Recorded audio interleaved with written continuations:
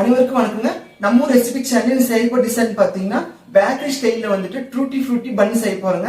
இந்த பன்னு செய்யறதுக்கு நம்ம எப்படி செய்யறதுன்னு பார்க்கறதுக்கு முன்னாடி நம்ம சேனல் இதை ஃபர்ஸ்ட் டைம் பார்க்குற மாதிரி இருந்தால் மறக்காம சப்ஸ்கிரைப் பண்ணிருங்க, உங்க ஃப்ரெண்ட்ஸ் கூட ஷேர் பண்ணிருங்க, லைக் பண்ணிருங்க. இப்போ நம்ம வீடியோக்குள்ள போலாங்க. இந்த கப்போட மெஷர்மெண்ட் வந்து பார்த்தீங்கன்னா வந்துட்டு 250. இப்போ 2 கப் நம்ம இதை அளந்து எடுத்து வச்சிருக்கோம், அதை ஆட் பண்ணிக்கலாம். இப்போ 2 கப் மைதா ஆட் பண்ணிக்கலாங்க. இது கூடயே வந்துட்டு நம்ம 2 ஸ்பூன் வந்துட்டு ஈஸ்ட் எடுத்து வச்சிருக்கிறோங்க, அதை ஆட் பண்ணிக்கலாங்க. ஒரு சின்ன பிஞ்ச் வந்துட்டு சால்ட் ஆட் பண்ணிக்கலாங்க. 3 ஸ்பூன் வந்துட்டு சர்க்கரை ஆட் பண்ணிக்கலாங்க. இது கூடயே வந்துட்டு 2 ஸ்பூன் அளவுக்கு வந்துட்டு பட்டர் ஆட் பண்ணிக்கலாங்க. இப்போ நம்ம இது எல்லாமே வந்து கை விட்டு நல்லா மிக்ஸ் பண்ணி எடுத்துக்கலாங்க. ஃபஸ்ட்டு மாவோடு வந்து எல்லாமே கலந்து விட்டுடலாங்க. நமக்கு வந்து பார்த்தீங்கன்னா வந்துட்டு இந்த பட்ரு, சர்க்கரை, ஈஸ்ட்டு, சால்ட் எல்லாம் மைதா வந்து நல்லா மிங்கிள் ஆயிடணும். இது மாதிரி வந்து நல்லா வந்து கலந்து விட்டு பிறகு வந்துட்டு நான் ட்ரூட்டி ஃப்ரூட்டி வந்து பார்த்தீங்கன்னா 50 கிராம் எடுத்து வச்சிருக்கிறேங்க, இதை வந்து ஆட் பண்ணிக்கலாங்க. இப்போ இதையும் வந்து மாவோடு நல்லா வந்து மிக்ஸ் பண்ணிக்கலாங்க. நல்லா இதெல்லாம் கலந்து விட்டாச்சுங்க. இப்போ கலந்து விட்டு பிறகு வந்து பார்த்தீங்கன்னா வந்துட்டு நான் ஃப்ளேவருக்கு வந்துட்டு ரோஸ் எசன்ஸ் வந்து ஒரு 2 ட்ராப் விட்டுக்கிறேங்க. இது வந்து ஆப்ஷனல் தான், உங்களுக்கு தேவைப்பட்டுச்சுன்னா நீங்கள் விட்டுக்குங்க, இல்லை வந்துட்டு எசன்ஸை வந்து நீங்கள் ரிமூவ் பண்ணிடலாம். இப்போ நல்லா கலந்த பிறகு வந்துட்டு நான் வாம் வாட்டர் வச்சுருக்குறேங்க. வாம் வாட்டர் வந்து கொஞ்சம் விட்டு நல்லா சப்பாத்தி மாவு பார்த்து பிசைஞ்சு எடுத்துக்கலாங்க. தண்ணி வந்து உடனே வந்து அதிகமாக ஊற்றிட வேண்டாம், அப்போ வந்து மாவு வந்து நம்ம இலக்கமாக போயிடும். கொஞ்சம் விட்டு தான் பிசையணும். இந்த மாதிரி பாருங்கள், தண்ணி வந்து நம்ம விட்டு நல்லா சப்பாத்தி மாவு பார்த்து வந்து பிசைஞ்சு வச்சுங்க.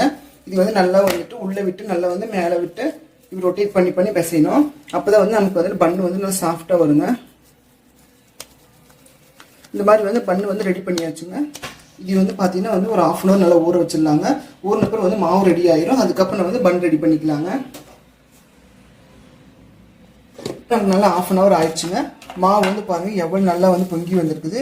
இந்த மாதிரி வந்து மாவு நல்லா பொங்கி வந்தால் தான் நமக்கு பன் வந்து நல்லா டேஸ்ட்டாக இருக்கும். இப்போ நல்லா வந்து மறுபடியும் பிசைஞ்சு எடுத்துக்கலாங்க.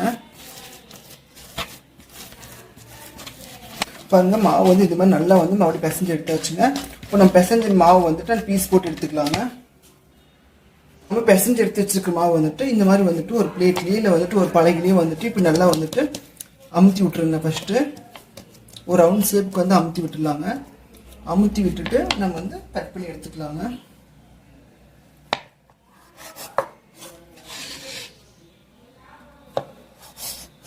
நான் வந்து பார்த்தீங்கன்னா வந்து 8 பீஸாக கட் பண்ணி எடுத்துருக்குறேங்க. இப்போ கட் பண்ண மாவு வந்துட்டு தனித்தனியாக எடுத்து வச்சுக்கலாங்க.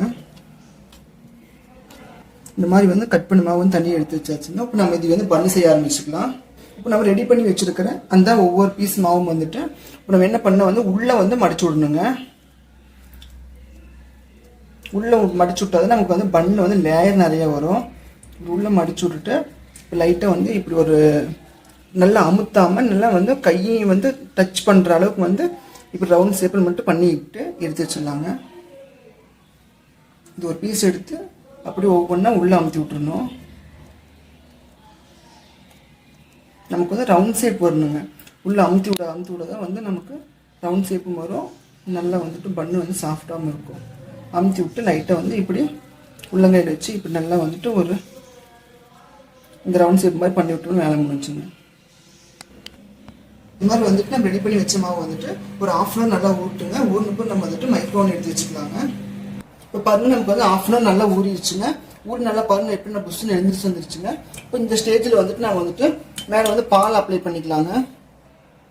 நான் வந்து பால் அப்ளை பண்ணிக்கிறேங்க. நீங்கள் பால் அப்ளை பண்ணிங்கன்னா வந்துட்டு முட்டையை வந்து நல்லா வந்து அடித்து முட்டையை அப்ளை பண்ணிக்கலாங்க.